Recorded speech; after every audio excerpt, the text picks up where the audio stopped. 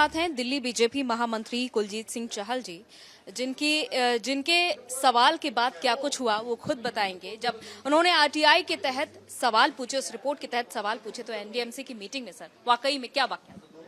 कल एनडीएमसी की जो 28 तारीख की 11 बजे मीटिंग थी वो इतिहास के पन्नों में दर्ज हो गई। देश ने पहली बार देखा, दिल्ली ने भी देखा कि किसी राज्य का मुख्यमंत्री जो एक काउंसिल, जो महत्वपूर्ण काउंसिल है, जहाँ बहुत महत्वपूर्ण निर्णय लेने, उनकी विधानसभा से जुड़े हुए निर्णय थे, वो भाग खड़े हुए। भागने का कारण क्या था? मैं अरविंद केजरीवाल जी से आपके चैनल के माध्यम से पूछता हूं कि अरविंद जी, मैंने क्या पूछा था? शिक्षा से जुड़े मुद्दे पे बात करी थी, बच्चों के भविष्य के लिए बात करी थी।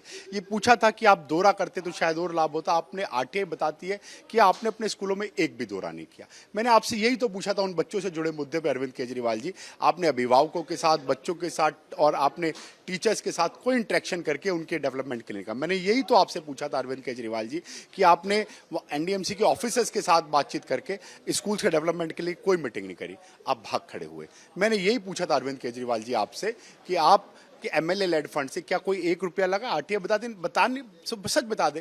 पर अरविंद केजरीवाल जी के पास जवाब नहीं था। और मैंने कहा साहब, ये मेरे प्रश्न नहीं है, ये दिल्ली की जनता के प्रश्न है, ये उस एनडीएमसी के अभिभावकों के प्रश्न है जिन्होंने आपको वोट दे के विधायक बनाया, आप मुख्यमंत्री बने, पर उनके पास जवाब नहीं था। बीपी हाई सा लग रहा था, क्योंकि सुनने की आदत नहीं है, तो वो इधर उधर देखा।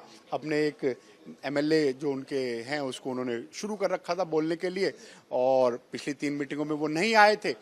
आज इस बार आए तो हमें उम्मीद थी कुछ जवाब देंगे। और मैं आपके चैनल के माध्यम से फिर अरविंद केजरीवाल जी को इनवाइट करता हूं, आइए ना, हम चलते हैं आपके साथ, देखते हैं। और हमने तो ये भी पूछना था अरविंद केजरीवाल जी से कि जो अन्ना हजारे का जो जी का पत्र है, उस पर आप क्या कहना चाहेंगे? उस पर भी जवाब नहीं था, ना आरटीआई का जवाब था, ना अन्ना हजारे पे।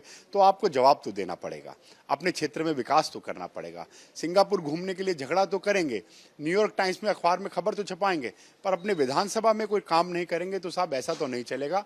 जवाब भी लेंगे, हिसाब भी लेंगे, और जनता की हर बात पे आपको हम कटघरे में भी खड़ा करेंगे।